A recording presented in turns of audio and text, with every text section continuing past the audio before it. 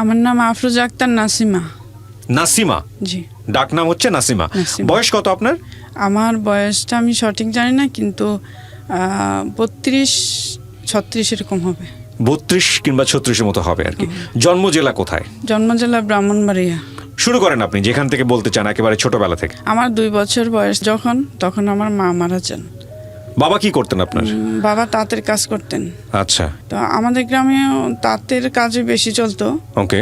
আর আমার আমার মা মারা যাওয়ার সময় আমি মায়ের মুখটা আমার মনে নেই, আমার দাদির কাছে শুনতাম যে আমার মা এরকম ছিল। তো আমি আমার মামার বাড়িতে বড় হই। আচ্ছা, আপনি কি একমাত্র সন্তান ছিলেন? আমার বয়সই মাত্র 2 বছর ছিল। ও, ওই সময় মারা যায়? জি। আচ্ছা, তারপর? আমি আমার মামার বাড়িতে মানুষ হই, আর সেই মামার হলো আমার পালিত মামা। যেমন আমার মামারা 7 ভাই ছিলেন, আর তাদের কোনো বোন ছিল না। তো আমার মারে পালতে নিয়ে আসে। তো ওনারা খুব ভালো ছিলেন। তো আমি যখন ক্লাস 6 থেকে 7-এ উঠবো, তখন তো ছুটি ছিল, দুর্গাপূজার ছুটি। সেই ছুটিতে আমি আমাদের বাড়িতে আসি। তো আমাদের বাড়িতে যখন আসি তখন আমার বয়স 11 থেকে 12। আচ্ছা। আমার প্রতিবেশী একজন, তার নাম হলো সম্পর্কে কি হতো? প্রতিবেশী চাচা হইতো। প্রতিবেশী চাচা মানে আপনার বয়সী ছিল নাকি বয়সে বড় ছিল? তাদের বয়স 32 এরকম ছিল, আমার 10, 11 থেকে 12 এরকম। ওকে। তো আমি ক্লাস 6-এ পড়ি, 7-এ উঠবো এরকম বয়স। তখন ওরা আমারে প্রেমে প্রস্তাব দেয়। এই বয়সে এরকম ভাবে এত বড়? মানে তাদের ভয়ে খালি আমি লুকাই থাকি। আচ্ছা। তারপর আরেকজন লোক দিয়ে বলাইছে, তখনও আমি না করছি। না করার পর দুইজন লোক আপনাকে কিভাবে প্রেমের প্রস্তাব দিবে? দিলে তো একজন দিতে পারে, ওরা কি দুজন একসাথে দিয়েছে প্রেমের প্রস্তাব? দুজন না, তার সঙ্গে সঙ্গী ওরা। আচ্ছা। তো মেন হলো। আচ্ছা। আর আরেকজন আছে, তারা 2 জনই ছিল তার সাথে সঙ্গী আর কি, তার বন্ধু ছিল। আরেকজনের নাম হইলো। আচ্ছা। তখন আমি না করার পর তখন আমাকে খুব বিরক্ত করে স্কুলে যেতে আসতে। আমি আমার মামার বাড়ি স্কুলে পড়াশোনা করতাম। তখন ওরা ওখানে গিয়েও বিরক্ত করে, রাস্তাঘাটে দাঁড়ায় থাকে, এরকম চিঠি লিখে একজনের কাছে দিয়ে দেয়, এরকম করে। তো যখন আমি চিঠিও নেই না, এগুলো আপনি বলতেন না বাড়িতে এসে কাউকে? আমি আমার এক মামার বলছিলাম, তো মামা বলছে তুমি তাদের কথা কান দিও না। আচ্ছা। ছোট মানুষ, এত মামা একটা মাথায় নেয়নি। তারপরে আমি যখন দুর্গাপূজার ছুটিতে আমাদের বাড়িতে যখন আসি, তখন ওরা মানে বিকেল 3টা-4টার দিকেই মানে আমাদের চারপাশে খালি একের পর এক খালি ঘুরতেছে। তারপরে একজন আমার সামনে দিয়ে যায়, বলে কি চেহারা বদলে দিব। তা আমি আর জানি না যে চেহারা বদলে দিব, এরকম বেশি একটা করিনি। তখন ওরা সেদিন রাত্রেই, আমাদের বাবার ঘর ছিল বাঁশের বেড়া, জানালাও ছিল বাঁশের। তো আমরা একটা চকিতে থাকতাম। আমার দাদি, আমার এই যে মার ঘরে আমার বাবা আবার বিয়ে করলেন, তো ওই মার ঘরে 2 বোন 1 ভাই, আর আমার মার ঘরে শুধু আমি একা। তখন ওই সবাই আমরা ওই চকিতে থাকতাম। তো আমার সাথে আমার মামাতো বোনও ছিল। আমার একটা মামাতো বোন আমার সঙ্গে আসছিল বেড়াইতে আমাদের বাড়িতে। তো মামাতো বোনও ছিল, মামাতো বোনের গায়েও লাগছে, প্রায় আমার চেয়ে বেশিও কম না, লাগছে মোটামুটি ভালো এরকম। তো যখন আমাকে অ্যাসিড মারে, তখন আর আমি বুঝি না যে এটা অ্যাসিড। তখন আমি দরজা খুলে আমার এক যেটা আছে ওনার গিয়ে আমি জড়াই ধরি যে আমার কি হয়েছে, এরকম চিল্লাচিল্লি করে সারা। তখন আমার জ্ঞান শক্তি ভালোই আছে, আমি বুঝি। তখন আমার এত জ্বলতেছে, মানে বোঝানোর মতো না এরকম। তারপরে আমাদের তো তাঁতের কাজ করে, আমার যেটা আবার বলতো সেটা অ্যাসিড মারছে। তখন চারপাশে সব মানুষ আসে, তখন আমার সেই আসামিরাও আসে, এসে ওরাও বলতেছে এটা তো অ্যাসিড। সবাই বলতেছে পানি, তো ওরা আবার পানি দিতে দেয় না, বলছে না পানি দেওয়া যাবে না, পানি দিলে ফুসকা পড়ে যাবে। তো আমার যে সৎমা, উনিও পানি দিতে চাইলো, তো পানি দিতে দিল না। তারপরে পরের দিন সকালে আমার ঢাকা মেডিকেল নিয়ে আসেন। ঢাকা মেডিকেলে আমি 6 মাস থাকি। একটা না 6 মাস ছিলাম, আমার সাথে কেউ ছিল না। আমার বাবা একজন মহিলা ঠিক করলো। চশমাটা খুলে নেন। আমার যেটি হতো, আমি দর্শক আপনাদেরকে একটু বলি, ওনার শ্রবণ শক্তিতে সমস্যা হয়েছে এই ঘটনার পরে, যে কারণে আমাকে অনেক লাউড যেতে হচ্ছে। আপনি চশমাটা একটু খুলে নেন। আপনারা দেখতে পাচ্ছেন যে ওনার কি অবস্থা, এটা আসলে খুবই অবর্ণনীয়।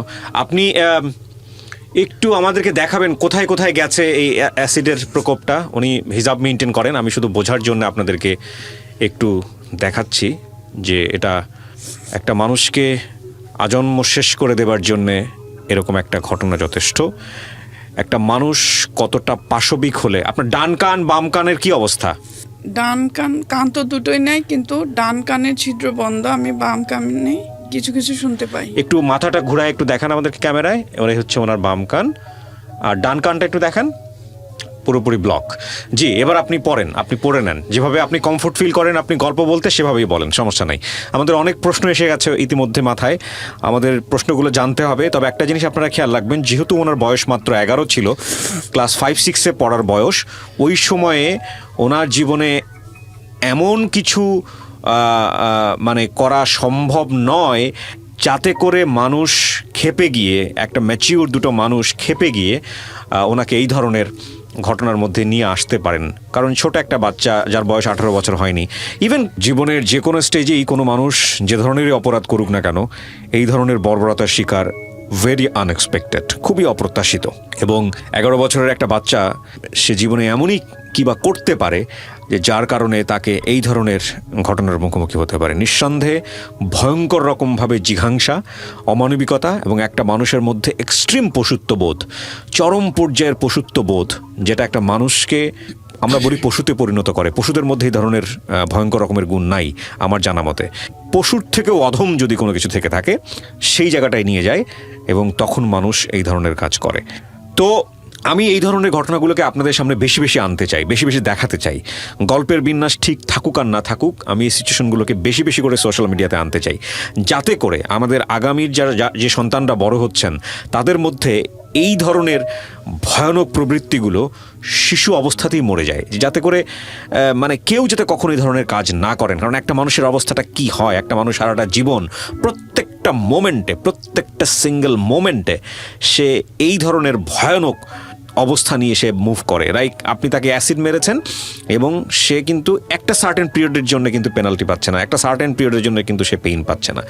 যতদিন বেঁচে থাকবে, যেই অবস্থায় বেঁচে থাকবে, প্রত্যেকটা সিঙ্গেল মোমেন্ট সে এই শাস্তিটা ভোগ করতে থাকে। এটা তো এক ধরনের শাস্তি বলা যায় না, এক ধরনের অন্যায়, যার তার উপরে যেটা করা হয়েছে সেটা সে চরমভাবে ভোগ করতে থাকে।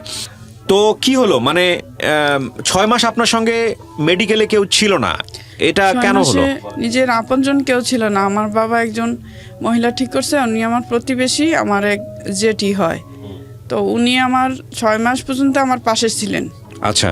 তারপরে আমি যখন ঢাকা মেডিকেল যাই, তখন একটা ডক্টর, ওনার নাম আকবর স্যার, উনি আমাকে দেখে বলছিল যে এই মেয়েটা 75% পুড়ে গেছে, যদি বেঁচে থাকে তো উপরওয়ালার শক্তি।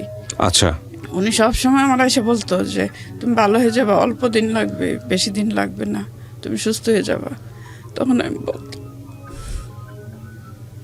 যে 6 মাস হয়ে গেছে, তারপর আর কত। কোন ক্লাসে পড়তেন ওই সময় আপনি? আমি ক্লাস 6 থেকে 7-এ উঠছি। কোন স্কুলে পড়তেন? আমি আমার মামার বাড়ির আসমাতুন্নেসা স্কুলে। আচ্ছা, আপনার এই ঘটনায় এই মিডিয়াতে আসার আগে কি অন্য কোনো মিডিয়াতে এসছে, কোনো পত্রপত্রিকা এসছে? আমি মেডিকেল থাকতে একটা পেপারে আসছিল, সবাই পাশে বেডে যাদের গেস্ট আছে তারা বলতো এই মেয়েটারে গতকাল পেপারে দেখছি। এই মেয়েটার নাম নাসিমা না? হ্যাঁ, কই মেয়েটারে গতকাল পেপারে দেখছি। আচ্ছা। এই মেয়েটার নাম নাসিমা, এই মানে ছেলেরা অ্যাসিড মারছে, তার এই বয়স, মানে এগুলো আমাকে বলতেছে, আমি তখন শুনতেছিলাম। আচ্ছা। তো আপনার সাপোর্ট বলতে মেডিকেলে কেউ ছিল না, যেটা আপনার খুব কষ্টের জায়গা। আমি বুঝতে পারছি আপনি বারবার চোখ মুছছেন, কিন্তু আমি একটু জানতে চাই যে এই যে দুজনের নাম আপনি নিলেন, এদেরকে আপনি আইডেন্টিফাই করলেন কিভাবে? পরবর্তীতে এরা বের হলো কিভাবে যে এরা দুজনে এই কাজটা করেছে? ওরা তো আমাকে বলছে যে চেহারা বদলায় দিবে, তাহলে আবার চেহারা বদলায় দিবে। আবার ওরা বলতে কি দুজন একসাথেই বলতো নাকি? দুজন একসাথেই। তো দুজন একসাথে প্রেমের প্রস্তাব দেয় কিভাবে, আমি একটু বুঝলাম না। মানে ওরা কি বন্ধু ছিল? একজনের বন্ধু ছিল। যখন একজনের কথা আমি শুনি নাই, তখন তারা দুজন মানে একসাথে হইলো আর কি। ও আচ্ছা আচ্ছা। তারপরে যখন বলছে যে চেহারা বদলায় দিব, তো যখন আমাকে অ্যাসিড মারলো তখন আমার ওই কথাটা মনে পড়লো। ও তারপর দুইজনের মধ্যে একজন আমার প্রতিবেশী, তো ও একজন আসেনি দেখতে, যে অ্যাসিড মারছে তার হাতে পড়ছে, যখন অ্যাসিড ডালার সময় তার পায়ে লাগছে। ও তো আচ্ছা। তারও যন্ত্রণা আমার মতো নিশ্চয়ই এরকম যন্ত্রণায় সে বুক করতেছে। হ্যাঁ হ্যাঁ হ্যাঁ। তখন সে আসেনি।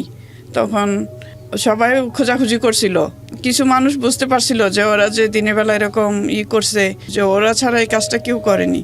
আর আমি তো ওদের নামও বলেছিলাম তখন, যখন আমাকে আমার যন্ত্রণা যখন হয়েছে, অ্যাসিড যখন মারছে, তখন তো আমি জ্বালাপুরা অশান্তি, মানে আমি কার পেটের ভিতরে যাবো এরকম। তখন আমি যখন ঢাকা মেডিকেল যাই, তখন ওই ডাক্তাররা বললো এইভাবে চিকিৎসা হইতেছে এরকম। আর তখন ঢাকা মেডিকেলে মানে অ্যাসিডের কোনো চিকিৎসাও ছিল না, মানে প্রতিদিন ড্রেসিং করতো, আমার খুব কষ্ট হইতো, টেনে ছিঁড়ে। আর ড্রেসিংয়ের কথা শুনলে 2 ঘন্টা আগে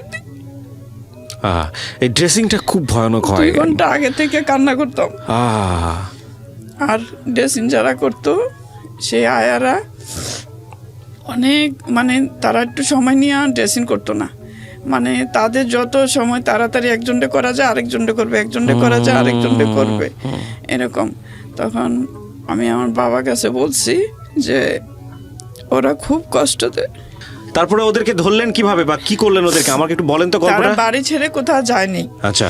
বাড়ি ছেড়ে কোথাও যায়নি। আমার বাড়ির পাশে একটা পুকুর আছে, পুকুরে যার হাতে অ্যাসিড লাগছে, ওই তার সাথে যার এক বন্ধু, সেই বন্ধুরে দেখাইতেছে আমার হাতে লাগছে, ওই যে পায়ে লাগছে, এগুলা বলতেছিল। আর তারা 2 জন নাকি একসঙ্গে, সবাই তাদের যারা লোক ছিল তারাও বলতো তোমরা যদি এই কাজটা করে থাকো তোমরা পালায় যাও। না, আমরা পালাই গেলে মনে করবে আমরা এই কাজটা করছি, আমরা তো এই কাজ করিনি। মানে 1 কান 2 কান করে করে এগুলো সব আপনাদের কানে আসতেছে, ওরা কথাবার্তা বলতো, এগুলা ঘুরে ফিরে, যেহেতু গ্রাম অঞ্চল, তো এগুলো কানে চলে আসতো আর কি, যে কি হচ্ছে। হ্যাঁ, তারপর গ্রাম থেকে অনেকে মেডিকেলে আমারে দেখতে যাইতো, কিন্তু ওরা যেত না। না, ওরা যাইতো না, ওদের বাড়িরও কেউ যাইতো না। আচ্ছা। তারপরে আমাদের পাশে ইতে একটা বাজার আছে, সেই বাজারের থানা আছে, থানা থেকে পুলিশ গেল, ঢাকা মেডিকেল আমারে দেখতে গেল। পুলিশ কি নিজের ইচ্ছায় গেছে নাকি আপনারা থানাতে গিয়েছিলেন? না, আমার বাবার তখন ঢাকায় ছিল। আচ্ছা।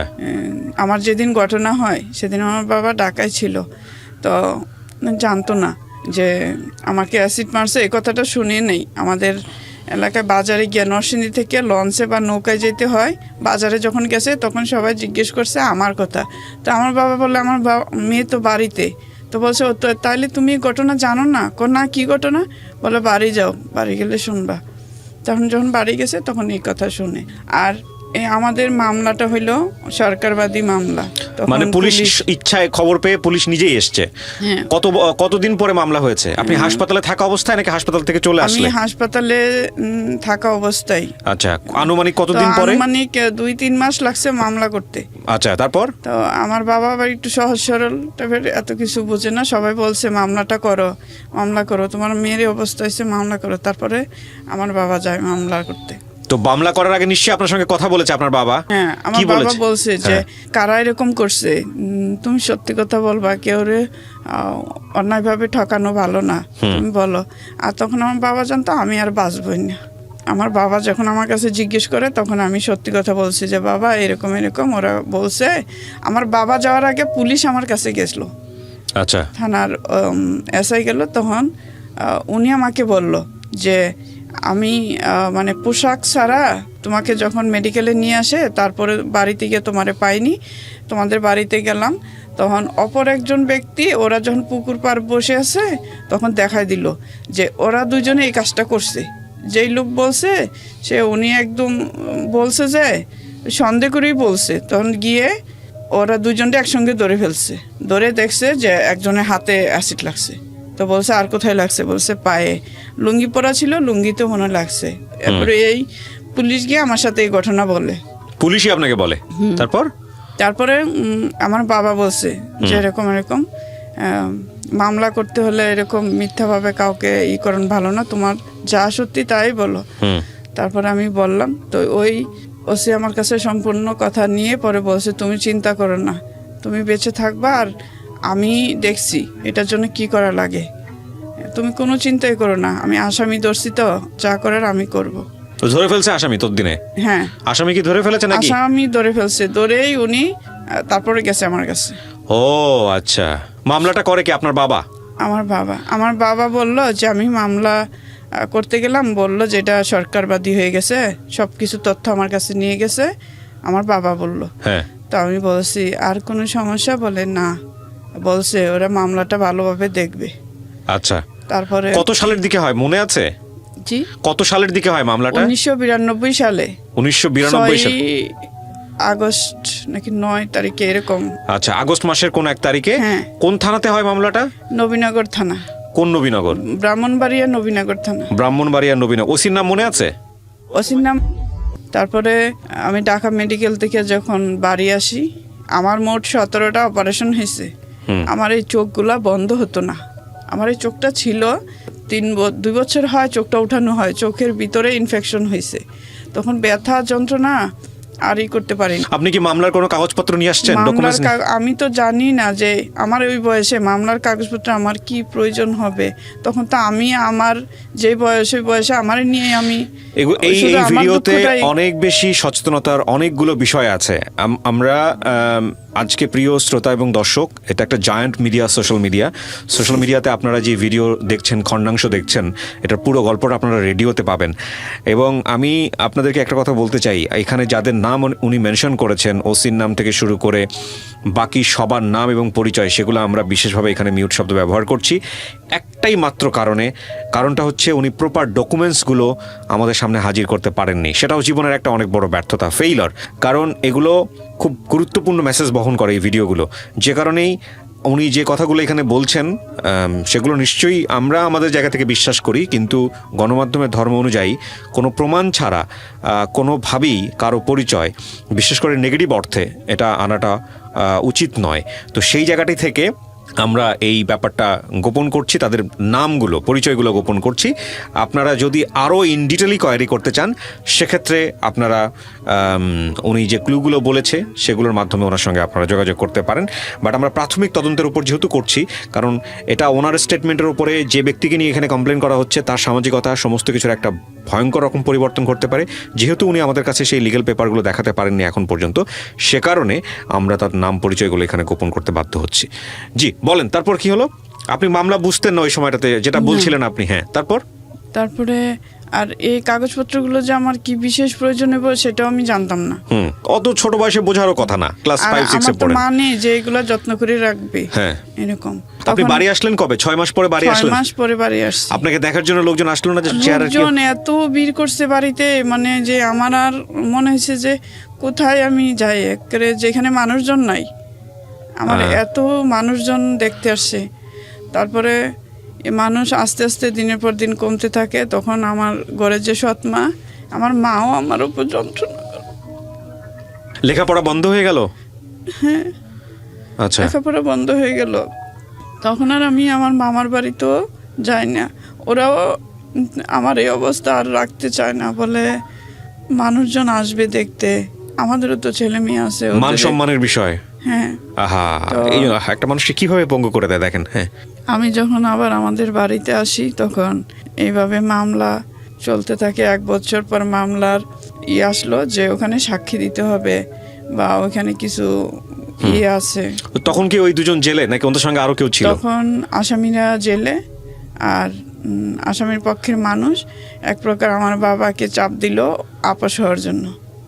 তখন আমার বাবাও মানুষের কথা, এলাকার মেম্বার চেয়ারম্যানরা সবাই মানে এরকম চাপ দিছে, বাড়ির পাশে এরকম ঘটনা হয়ে গেছে, এখন কি করবা, এখন আপস হয়ে যাও। আপস মানে পরে বলছে ওরা 5 লাখ টাকা দিবে, আর যে মেন আসামি সে তোমার মেয়েরে বিয়ে করবে। চিন্তা করেন, বাবা চিন্তা করলো যে ভয়ঙ্কর, নোংরা, ভঙ্গুর, অমানবিক সমাজ ব্যবস্থায় আমরা বসবাস করি। চি চি চি চি চি চি চি। এবং মাঝখানে কিছুদিন বোধহয় এরকম শুনেছিলাম যে আইন বোধহয় এরকম একটা হচ্ছে, বা আমি নিশ্চিত নই, আমি শুনেছিলাম, আমি কোট অ্যান্ড কোট করছি না। সেটা হচ্ছে যদি কেউ কাউকে রেপ করে এবং শ্লীলতাহানির শিকার হয় ওই মেয়েটি, পরবর্তীতে পারিবারিকভাবে চাইলে তার সঙ্গে বিয়ে সম্পর্ক হলে এটা নাকি তার কোনো সমস্যা হবে না, বা সামথিং লাইক দিস। যেই লোকটা রেপ করতেছে, এটা আমাদের সমাজ ব্যবস্থার কত বড় দৈন্যদশা দেখেন। যে লোকটা রেপ করতেছে, যে লোকটা একটা মানুষের জীবনটাকে শেষ করে দিচ্ছে, সেই লোকটার সঙ্গে তাকে বিয়ে দিতে হবে, এবং বিয়ে দিলে এটা প্রবলেম সলভ। মানে কি, মানে বিয়েটাকে তারা কি মনে করে যে বিয়ে মানে হচ্ছে এমন একটা কিছু ঘরের মধ্যে ঢুকিয়ে দিলাম, বাস শেষ, এই লাইফ ক্লোজ, এরপরে তোরা যা কর কর, এটা নিয়ে আর কোনো সমস্যা নাই। বিষয়টা কি আসলে তাই?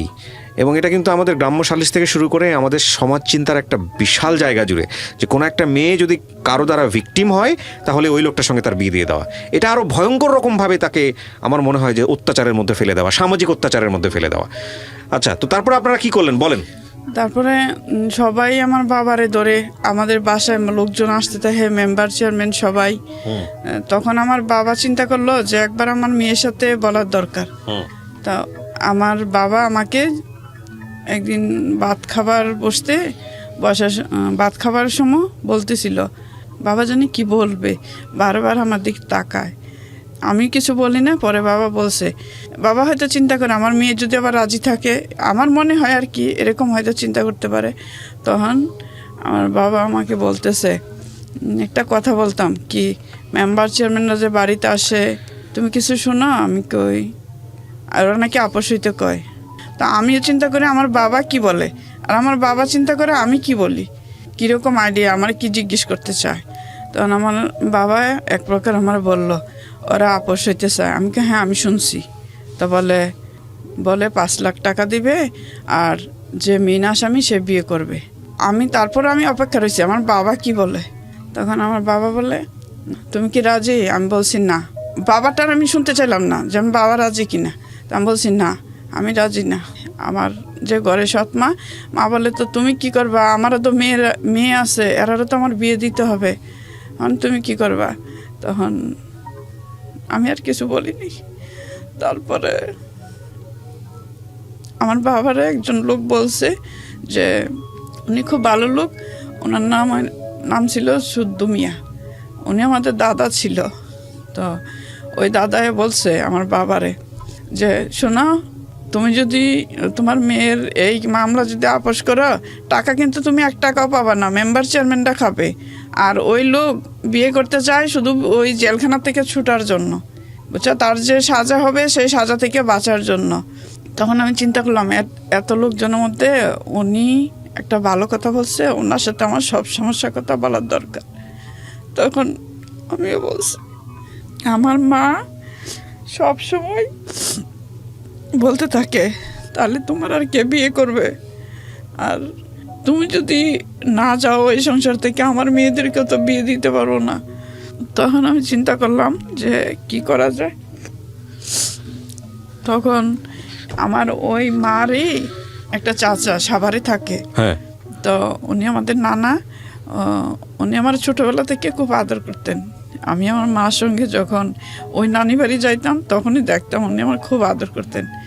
তারপরে উনি একটা আবহাওয়া অফিসে চাকরি করে সাভার ইপিজেডে ওখানে। তো ওই নানা আসলো আমার দেখতে, তখন আমি বললাম যে নানা আপনার সাথে আমার নিয়ে যান। তো বললো কেন? পরে আমি বলছি যে আমার এই নানা আমার মাকে অনেক কিছু বলছে, বুঝায় এরকম করে না, তোমার মেয়ে হলে তুমি কি করতে? তখন আমার মা কোনো রকমই বুঝতে চায় না। তখন আমার এই নানারে বললাম, আমি ওই বয়সেই আমার নানাকে বললাম, নানা আপনার বাসাতে একটা কাজের লোকেরও দরকার, আমার নিয়ে যান। তখন আমি যাই।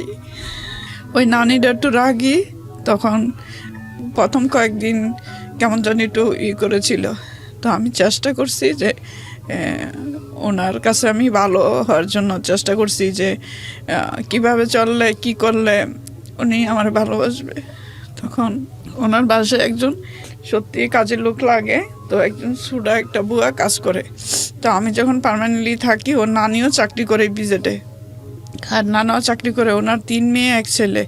তো নানা চিন্তা করে আমার এই বাসাটাতে থাকলে আমার মেয়ে ছেলেরাও তো দেখবে, থাক। ও নানিরে ভালোভাবে বুঝাইছে যে দেখো, নিজেদের একটা মানুষ ছাড়া ছেলে মেয়েদেরকে ভালোভাবে কেউ দেখবে না, ও যখন সমস্যায় পড়ছে ও তো দেখে রাখবে, কাজ করতে পারুক আর না পারুক, কিন্তু দেখে তো রাখবে।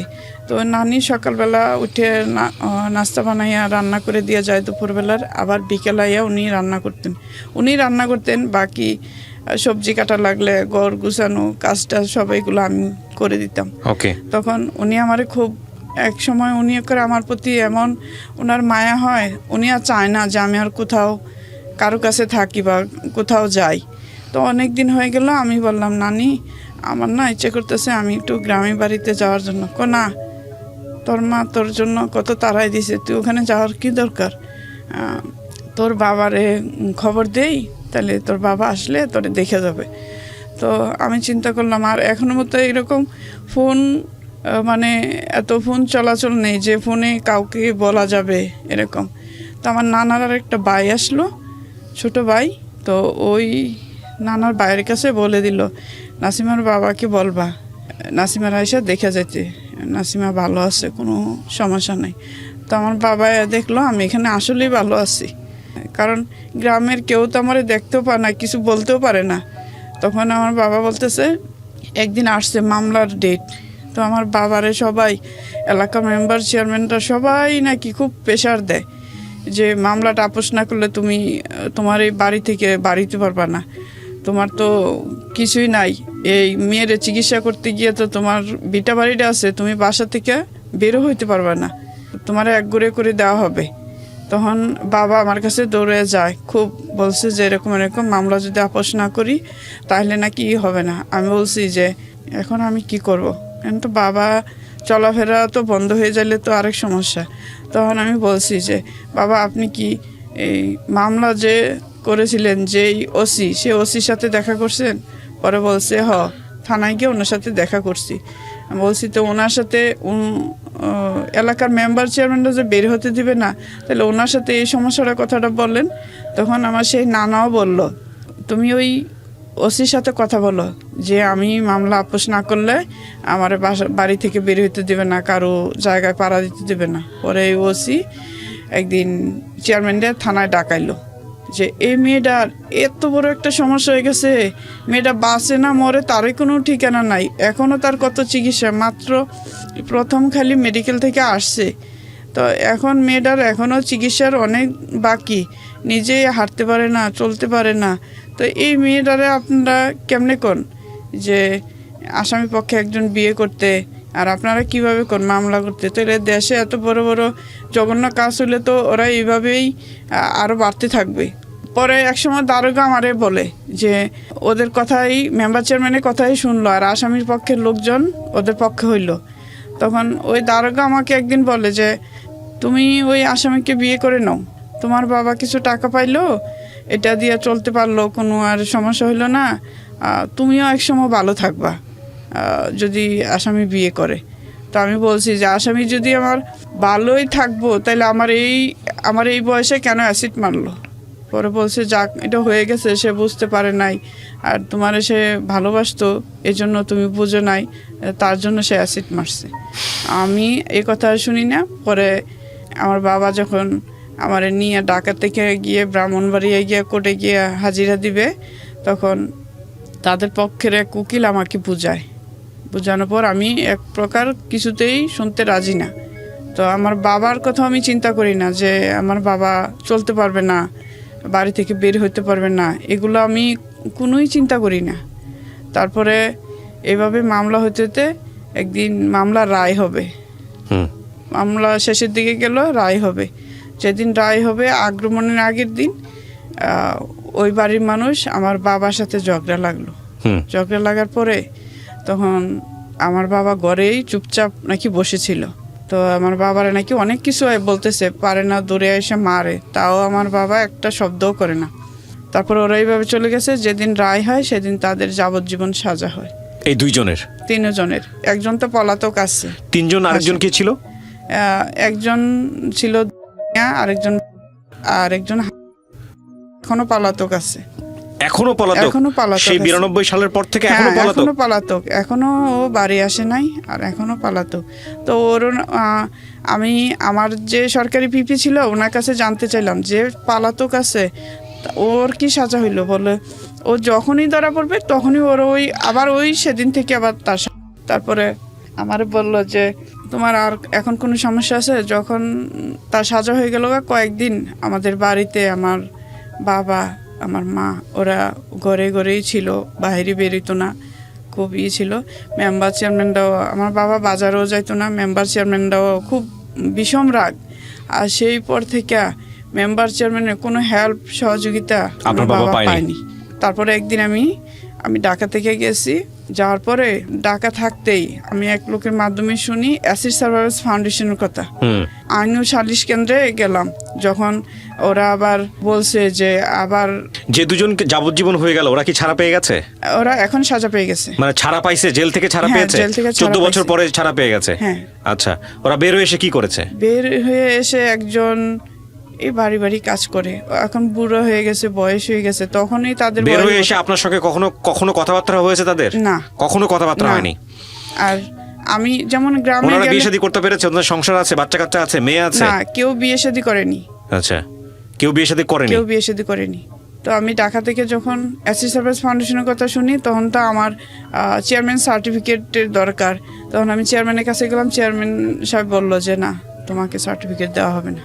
তো আমি বলছি দেওয়া হবে না, সেটাই দেন, সেটাই লিখে দেন যে আমাকে দেওয়া হবে না। বলে তোমার তো সাহস বেশি। আমি বলছি আমার এক জায়গায় দরকার, তো সেজন্য বলছি, আপনি যে দিবেন না সেটাও বলেন, এত সাহস দেখায় না, যাও। তো উনি আমার কিছু খারাপ মন্তব্য করলো, তখন বললো মামলাটা আপোষ করলো না, কেউ বিয়ে করবে না। মানে আমি নিজেই শুনতেছি যখন উনি এইগুলা মন্তব্য করতেছে, তখন আমি আর কিছু বলিনি, আমি চলে আসছি। আসার পর অ্যাসিড সার্ভিস ফাউন্ডেশনে আসছি, আসার পর ওখানে আমার চাকরি দেওয়া হয়, ওয়ার্ড অ্যাটেন্ডেন্স, মানে আয়া পদে আর কি। তখন আমি ওখানে কাজ করতে থাকি। তখন ওখানে আস্তে আস্তে একের পর এক আমার একটা অপারেশনও হতে থাকে।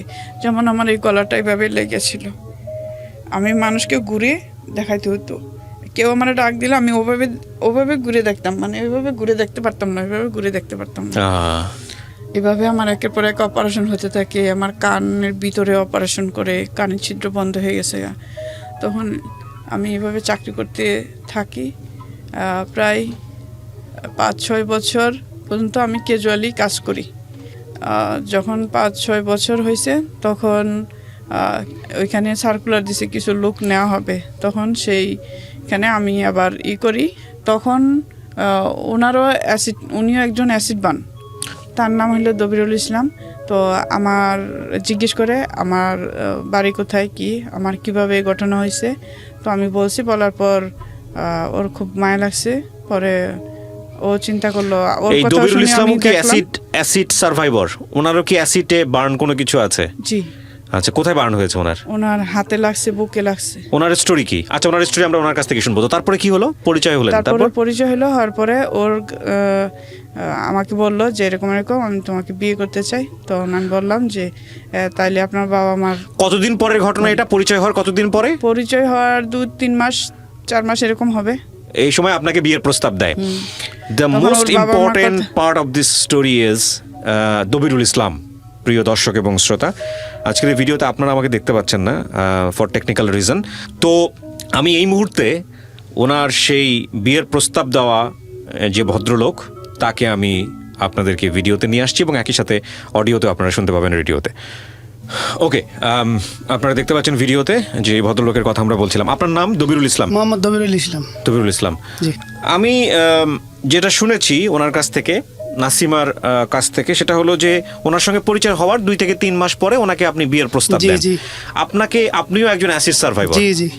আপনাকে দেখে কিন্তু বোঝার উপায় নাই যে আপনি অ্যাসিড সার্ভাইভার, কারণ আপনার যত জানি যে আপনার বুকের ভেতরের জায়গাটা উনি যেটা বলছিল সেটা এক বার্ন, আর হাতের একটা জায়গা। হাতের জায়গাটা একটু দেখান আপনি। এই যে হাতে আমার এই জায়গাটা, আর বুকের মধ্যে আছে। হাতের ওনার দেখতে পাচ্ছেন বুড়া আঙ্গুলের নিচের জায়গাটা, এই দুটো জায়গায় শুধু বার্ন। এই দুইটাই, আর মুখে ছিল জাস্ট এটা মিশে গেছে আর কি। মিশে গেছে। এটা আপনার ঘটনাটা কি হয়েছে? এটা ঘটনাটা হচ্ছে 2004 সালে আমার পারিবারিক সমস্যা, জায়গা জমি নিয়ে সমস্যাটা ছিল। তো একদিন আমি সকালে ঘুম থেকে উঠে বাইরে যাই, গ্রামে তো বাইরেই টয়লেট করতে হয়, তখন তো এরকম ছিল না সিস্টেম। তো আমি বাইরে গেলে তারা আমাকে 3 জন আতঙ্কিতভাবে চলে আসে আমাকে ধরার জন্য। তো আমি বুঝতে পারি নাই যে আসলে তারা কি জন্য আসছে আমার কাছে। যারা আপনার বিরোধ পক্ষ ছিল? বিরোধ পক্ষ, জি। তো পরে দেখছি যে এদের কাছে একটা বোতল, আমাকে মানে মুখে দিতে চাইছিল, তখন তো আমি চেষ্টা করছি আর কি ধরার জন্য জিনিসটা। এই ধরার জন্য চেষ্টা করাতে আমার হাতে লাগছে। ও তার মানে তারা আপনাকে অ্যাসিড ছোড়ে? হ্যাঁ, হ্যাঁ। ওনাদেরকে ধরা হয়েছে পরবর্তীতে? পরবর্তীতে ধরা হয়েছে, বছর খানেক ছিল জেলে। পরে মানে সাক্ষীর একটু গাফিলতির কারণে, দুর্বলতার কারণে তারা মানে ছাড় পায় নিছে। 1 বছর পরে ওনারা ছাড় পেয়ে হ্যাঁ, গেছে।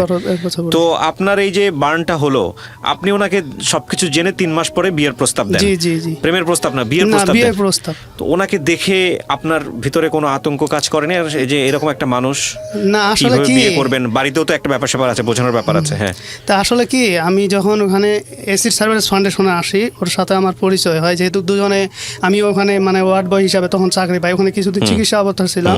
চিকিৎসা অবস্থায় থাকার পরে আমার ওখানে একটা চাকরি হয় ওয়ার্ড বয়ের।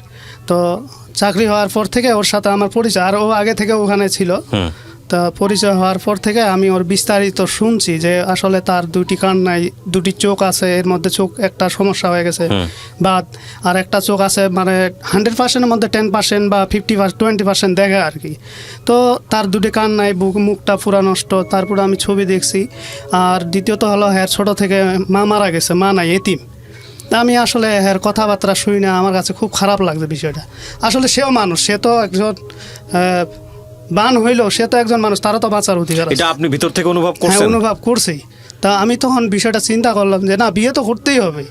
তা আমি এরকম একটা মেয়েকে বিয়ে করলে আমার জীবনে হয়তো কোনো একটা ভালো দিক, আল্লাহ যে দিক দিয়ে হোক করাবে। কিন্তু ওই ওর দুর্ঘটনা দেখার পর, এগুলো দেখার পর প্রস্তাব আপনি আগে দিয়েছিলেন নাকি উনি দিয়েছিলেন? না, আমি মানে দিয়েছিলাম, বলছিলাম। আচ্ছা, তখন উনি বলেন নাই যে তুমি আমার মতো এরকম একটা মেয়েকে কেন বিয়ে করবা? না, বলছে, প্রশ্ন করছে, কিন্তু আসলে কি আমি এটুকুই বলছি, দেখো তুমি এরকম অসুস্থ হইলো, আমি কিন্তু তোমাকে অসুস্থ মনে করি না। আচ্ছা, যেহেতু আলহামদুলিল্লাহ। তোমার এই ঘটনা ঘটতেই পারে, মানুষের কখন কোন জীবনে কখন কি দুর্ঘটনা ঘটে কেউ জানে না আসলে। তা আসলে আমি এই দিকটা চিন্তা করছি। তারপরে আমার বাবা ছিল একজন ইমাম, মসজিদের ইমাম। তখন আমি আমার বাবাকে জানাই, মাকে জানাই বিষয়টা। জানার পরে তারা বলছে ঠিক আছে, তোমার যদি পছন্দ হয়, ভালো লাগে, আমাদের সমস্যা নেই। বাহ বাহ বাহ, চমৎকার। তখন তারা বলছে, তখন আমি ঢাকায় নিয়ে আসছি। ঢাকায় নিয়ে আসার পর ওদের গ্রামে যাই, বিয়েটা হয়েছে আর কি। দেখাইছেন ওনাকে বিয়ে করার আগে? হ্যাঁ, বিয়ে করার আগে পরিবারের সবাই মেনে নিয়েছে বিষয়টা? মেনে নিয়েছে। আমার বাবা ওকে আর অনেক ভালোবাসে। নাসিমা, আপনার কাছ থেকে একটু শুনি, আপনার সংসার কত বছরের? কত সালে বিয়ে করলেন? 2004-এর শেষ, 5-এর প্রথম। তার মানে সংসার হচ্ছে প্রায় 15 বছরের সংসার, রাইট? আচ্ছা, তো 15 বছরের সংসার জীবনে বাচ্চা কাচ্চা নিশ্চয়ই হয়েছে? হ্যাঁ, আমার 10 বছরের একটা ছেলে আছে। 10 বছরের একটা ছেলে আছে। শ্বশুর বাড়ি থেকে যখন আপনাকে প্রথম দেখা হয়, এই অবস্থায় দেখে কি বলেছিল? তারা মেনে নিয়েছিল? হ্যাঁ, ওনাদের দেখেও আমার মনে হচ্ছিল যে না, ভালো হবে। কারণ ওনার দেখে আমার কিছু, কত মানুষের তো আমার এমনি দেখতে আসলে তো কিছু মন্তব্য করতো, কিন্তু না, তাদের দেখতাম যে না, ওরা আমার প্রথম দেখার পরে আমার শাশুড়ি আমার গায়ে হাত দিয়ে খুব করছে যে ঠিক আছে, আমার ছেলে যখন পছন্দ করছে, আমার কোনো আপত্তি নাই। আমার শ্বশুর হলো মসজিদের ইমাম ছিল। উনি আমাকে দেখে আমি যা বুঝলাম যে অনেক খুশি হইলেন। পরে বললেন যে না, আমার কোনো আপত্তি নাই, তোমরা যদি ভালো থাকো আর ভালো চলো। আমি তবিরুল ইসলাম আপনার নাম, না? জি জি। আমি আপনাকে একটা কথা বলি, সেটা হচ্ছে আপনার ভেতরের যে মূল্যবোধ, জি জি, আপনার ভেতরের যে আদর্শ, এটা অমূল্য। এটা অনেক মানুষেরই সারা জীবন শিক্ষা নিয়ে, বিশ্ববিদ্যালয় জীবন পার করে, অনেক বড় বড় ডিগ্রি নিয়ে অনেক মানুষের দ্বারা সম্ভব না। আপনি যেটা করেছেন সেটা অসাধারণ কাজ, অসাধারণ। এই 15 বছরের জীবনে কখনো মনে হয়েছে যে আপনি ভুল করেছেন তাকে বিয়ে করে? না, আসলে একটা কোশ্চেন, তারপরেও করতে চাই। ঠিক আছে, আমি প্রশ্নটা খুশি হলাম, কিন্তু আমি এটা মনে করি নাই যে আসলে তাকে নিয়ে কষ্ট হয় আমার। বরঞ্চ আপনি দেখেন, লাখ লাখ টাকা দিয়ে হজ করলে হজ হয় না। আমি এই দিকটা চিন্তা করছি, আমি তো গরিব মানুষ, ক্যাশ পেশে আমার বাড়ি ঘর সব কিছু আমার শেষ, আমার গ্রামে যাতে থাকবো ওই সিস্টেমেও নাই। তা আমি টুকটাক এখানে ওয়ার্ড বয় চাকরি করি, সেও করে, হয়তো আমরা ভালো চলবো, এই দিকটা চিন্তা করে আমি ওকে বিয়ে করছি। কিন্তু বিয়ে করার পরে দেখা গেল আমার কিছুদিন পরে আমার চাকরিটা, যেহেতু এনজিও বাইরে থেকে ফান্ড আসে, সেটা ফান্ড থাকলে চাকরি থাকবে, না হলে নাই, ফান্ড কমে গেছে, আমাকে চাকরি থেকে বাদ দিয়ে দিছে। এভাবে আমি চললাম কিছুদিন, ওর চাকরিটা থাকলো, আমার তো চাকরিটা নাই। তো আমি বাচ্চা নিয়ে বাসায় থাকি, দেখাশোনা করি, বাচ্চারা তো কেয়ার করতে হবে, বাচ্চাকে আপনি সাপোর্ট করতেন। হ্যাঁ। আচ্ছা, তারপরে কিছুদিন ওর চাকরিটা থাকলো, তার হঠাৎ করে এক সময় দেখা গেল ওরা চাকরিটা চলে গেল। আচ্ছা, তারপরে আমরা তো এখন মুশকিলে পড়ে গেলাম। আসলে কি বলবো, আমার তো আমি আসলে কোনো সময় কান্না করি নাই। আমি তখন কান্না করছি, আমার ছেলেটাকে আমি মানুষ করবো কিভাবে। কত সালের ঘটনা এটা? 2000 কত সাল যেন 17 সালের 17 28 সালে। এপ্রিলে 17 সালে আপনার দুজনের চাকরি চলে যায়। আমার চাকরি চলে যায় 17 সাল এপ্রিলের 28 তারিখে, আর ও 10 সালেই চলে যায় ওর চাকরি। আচ্ছা, তারপরে আপনারা মূলত 17 সালের পর থেকেই মোটামুটি কি নিজেরা বেকার নাকি ও কোথাও জয়েন বেকার করেছে? বলতে তখন এখন কি করবো, কিছু তো করা লাগবে। আমি অটো রিক্সা চিন্তা করলাম যে আমার গাড়ি চালান লাগবো। তা এক সময় দেখা গেল গাড়ি চালাইতে চালাইতে আমি বসে থাকতে পারি না। এই যে আমি এখানে বসে রয়েছি, বাইরে বসেছিলাম, আমি টয়লেটে নিম্নে 2-3 বার গেছি। আমার কারণ বসে থাকলে আমার নিচ পেট ব্যথা করে, ও পিছন সাইড ব্যথা করে, অনেক সমস্যা হয় আমার। আচ্ছা, তা আসলে যার যার সমস্যাটা সে বুঝবে, অন্যজন বুঝবে না। হ্যাঁ। তা আমি তখন চিন্তা করলাম যে আমি গাড়ি চালাবো, কিন্তু গাড়ি চালামো কইয়া তো আমি তার গাড়ির মধ্যে কন্ট্রোল করতে পারতেছি না, নিজেকে থাকতে পারতেছি না, স্ট্রং হয়ে থাকতে হবে। তো তখন সে কী করবে, তখন সে চিন্তা করলো যে আমি কাপড় আনে বিক্রি করি। তখন ওই 3 পিস স্কুলে আইনা বিক্রি করা শুরু করলো। তো এক সময় দেখা গেলো যে এটাও মোটামুটি আমরা চলতেছি, কিন্তু এর মধ্যে চলতেছি আবার বাচ্চাকে স্কুলে পড়ালেখা করাইতে হবে। হঠাৎ করে প্রাইভেটে ছিল, প্রাইভেট থেকে বাদ দিলাম, সরকারি স্কুলে নিয়েছি। একটা ছেলে আপনাদের? একটা ছিল, আব্দুল্লাহ নোমান, এই একজনই বাচ্চা? একটাই বাচ্চা। তারপরে আমি সরকারি স্কুলে এখন ভর্তি করছি, কিন্তু এখন যে টিউশনি করাবো বা সেই প্রাইভেটে অবস্থানে দেবো। আপনাদের বর্তমান জায়গায় আসার আগে আমি যে প্রশ্নটা আপনাকে করতে চাচ্ছিলাম, এই 15 বছরের সংসারে তাকে আপনি যে জায়গায় নিয়ে গেছেন, মানুষ তো যখন ব্যতিক্রম কোনো কিছু দেখে মানুষের আগ্রহ বাড়ে। তো এইরকম একটা মানুষ যার মুখের এই অবস্থা, বিভিন্ন জায়গায় সামাজিকতায় হাটে বাজারে যখন যেতেন তাকে নিয়ে, নিজের খারাপ লাগতো না মানুষ যেভাবে অ্যাটেনশন দিলে? হ্যাঁ, আসলে এটা আমাকে কেউ এগুলা কথা বলে নাই, যে আসলে বরঞ্চ সবাই একটা আমাকে উৎসাহ দিছে, তাদেরকে এই জন্য ধন্যবাদ জানাই যে না, এরকম একটা মেয়েকে বিয়ে করছো, এটা আপনার আসলে খুব ভালো হয়েছে। এটা দিকটা আমি খুশি হয়েছি। আসলে সবাই এই জিনিসটা মানে নিতে পারে না। উনি মানুষ হিসেবে কেমন? উনি মানুষ হিসেবে কেমন? মানুষ হিসাবে ভালো। অনেক সময় দেখা যায় আমার মা আসলে মাকেও খুব ভালো আহ্বান যত্নার্থী করে। হ্যাঁ, কাপড় চোপড় লাগলে সব কিছু দেয় মোটামুটি। আমি দেয় না অস্বীকার করবো না, দেয়। আর ওর সাপোর্টেই আমি অনেকটা আসলে উৎসাহিত পাই। চমৎকার। আমরা আসলে সুখ যে কোথায়, মানে সৃষ্টিকর্তা সুখ কোথায় রেখে দিয়েছেন, আল্লাহ সুখ কোথায় রেখে দিয়েছেন, এটা আজকের এই এপিসোড দেখলে সবাই বুঝতে পারবে। অসাধারণ, অসাধারণ, চমৎকার একটা মানে লেসন আছে আজকের এই মানে ছোট্ট একটা জীবন গল্পে। এটা দিয়ে অনেক বড় একটা স্টোরি পোট্রে করা সম্ভব, কিন্তু গল্পের যে জায়গাটায় ওনারা এসেছেন সেইখান থেকে আমি আর একটু সামনে দিকে যেতে চাই। তো আপনারা দুজন এখন কি করেন? কিছু করেন? আমি বলি, জি বলেন নাসিমা। আমি একটা স্কুলে 3 পিস বিক্রি করতাম, আদার্স আরেকটা কাজ করতাম, সেটা হলো বাচ্চাদের মানে টিফিন। 11টার সময় টিফিন দেওয়া হয়, তখন আমি স্কুলটার নাম বলিনি, দরকার নেই বলার। হ্যাঁ, বলতে চাচ্ছেন আপনি? নাম বলতে চাচ্ছেন না? আচ্ছা ঠিক আছে, বলেন। আমি সেই স্কুলে যখন একজন টিচারের সাথে কথা বললাম যে আমার একটা কাজের দরকার, তো ওনারা চিন্তা করছিলেন যে আমার একটা কি কাজ দিতে পারে। অবশেষে কোনো কাজ আমার দেওয়ার মতো, মানে ক্লিনার, সেটাও সম্ভব হচ্ছে না। আচ্ছা, ক্লিন করার পরে বলছে যে যখন ওরা বলছে যে এই মুহূর্তে কোনো কাজ নাই, যদি হাতে কোনো কাজ আসে তোমাকে বলবো, তখন আমি ওই যে ফাস্টফুডে বড় বড় সিঙ্গারা, সমোসা, ফাস্টফুডের খাবারগুলো একটু বড় সিঙ্গারাগুলো, এগুলা হিসাবে কিনতাম, কিনে পার্সেল করে, বিরিয়ানির পার্সেল যেভাবে হয় এরকম করে স্কুলে বাচ্চাদেরকে দিতাম আর কি, যেন ওরা পরিষ্কার পরিচ্ছন্ন খাবারটা দেখলে যেন ওদের আগ্রহ বাড়ে নেয়। আর এটাই আপনার কাজ ছিল? হ্যাঁ, পাশাপাশি আমি 3 পিস বিক্রি করতাম। এই দিয়ে আপনার সংসার চলতো? এটা দিয়েই চলতে বলতে চলতো না, উপায় নাই, কি করব। তখন আমার ছেলের অনেক খরচ লাগে, তাছাড়া যে বাসা ছিলাম সে বাসার ভাড়াও একটু বাইরে গেছে, 5,000 টাকা ছিল, 5,500 হয়েছে এখন। এছাড়া আমার আর কোনো কাজ নেই। মানে করোনা পরিস্থিতির আগ পর্যন্ত আপনারা এটাই করতাম। এখন করোনা আসার পরে কি হয়েছে এটা বলেন? করোনা আসার পর এই মানে 1 মাস ভাড়া দিতে পারছি, আর এই গত 2 মাস ধরে ভাড়া দিতে পারি না। নিজেরা বাসায় চলাফেরা খুব কষ্ট, মানে খেয়ে না খেয়ে। আমার বাচ্চারা তো আমারও তো বাবার বাড়িতে আগেই আমার জায়গা ছিল না, আর এখন তো আরও নেই, কারণ আমিও মানুষ তো ঢাকায় থেকে গ্রামে চলে যায়, তো আমার তো ওই থাকার মতো কোনো পরিস্থিতি নেই। মানে গ্রামে গিয়েও থাকার মতো কোনো পরিস্থিতি নেই? গ্রামে গিয়ে থাকার মতো নেই। তো এখন চলতে খুবই। আপনার কি অবস্থা? আপনি কি কিছু করতে পারছেন না? এখন বর্তমান আমিও তো একই অবস্থা, আপনাকে বললাম সমস্যার কথা। এখন এই যে আমার আবার এখানে বসে রয়েছে, এই অবস্থা থাকাতেও আমার এই নিচ পেট মাঝা ব্যথা শুরু করছে।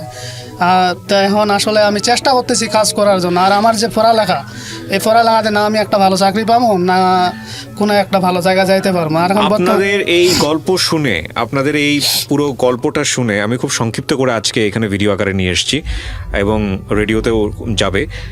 আপনাদের এই গল্প শুনে কেউ যদি আমার সঙ্গে যোগাযোগ করে, আপনাদেরকে হেল্প করতে চায় সরাসরি, বা আপনারা বর্তমান যে অবস্থায় আছেন সেখান থেকে উত্তরণের জন্য যদি কোনো পথ দিতে চায়, নিঃসন্দেহে আমি আপনাদের সঙ্গে তাদের যোগাযোগ করিয়ে দেবো। এটা আমি ভিডিওতেও বলে দিলাম।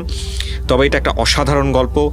নাসিমা, আপনি এক অর্থে সৌভাগ্যবান, কারণ আপনি আপনার জীবনসঙ্গী হিসেবে এমন একজন মানুষকে পেয়েছেন যে অন্তত আপনার এই অ্যাসিড যে ভিকটিম হওয়া, সেই জায়গাটায় আপনাকে নিয়ে কখনো কোনো কোশ্চেন করেনি আপনার কথা অনুসারে, এবং আপনাকে সে সাপোর্ট দিয়েছে। 15 বছর ধরে আপনারা একসঙ্গে আছেন, এটা নিঃসন্দেহে অনেক বড় একটা ব্যাপার, অনেক বড় একটা ব্যাপার।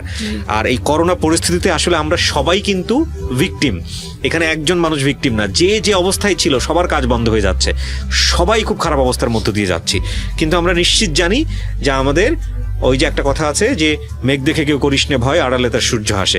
সুতরাং সূর্য একদিন হাসবেই এবং পরিস্থিতি স্বাভাবিক হয়ে যাবে। এবং আমি এটাও বিশ্বাস করি যে এখানে জীবন গল্প নিয়ে যারা আসেন, তাদের জীবনের যে সমস্যাগুলো থাকে, সেই সমস্যাগুলোর সমাধানকারী তো একমাত্র আল্লাহ। মানুষ তাদের পাশে দাঁড়ানোর চেষ্টা করেন। আপনারা যে অবস্থায় আছেন, আপনার ছোট বাচ্চাটাকে নিয়ে আপনাদের সেই অবস্থার উত্তরণের জন্য যদি ওনার কাজের জন্য কেউ ব্যবস্থা করেন, বা আপনি যে অবস্থার মধ্যে আছেন সেখানে যদি আপনাকে কেউ সাপোর্ট দিতে চান, আমাকে আপনারা মেইল করবেন। আমি নিঃসন্দেহে আপনাদেরকে বলছি এই কাপলের সঙ্গে আপনাদের যোগাযোগ করিয়ে দেবো। সো অনেক ধন্যবাদ জানাই যে আপনারা আজকে এখানে আসলেন, আপনাদের গল্পটা আমাদেরকে বললেন। আমি দোয়া করি আপনাদের জন্য, আপনাদের দুজনের কাছ থেকে আমাদের অনেক কিছু শেখার আছে। অনেক ভালো থাকবেন আপনি। ধন্যবাদ।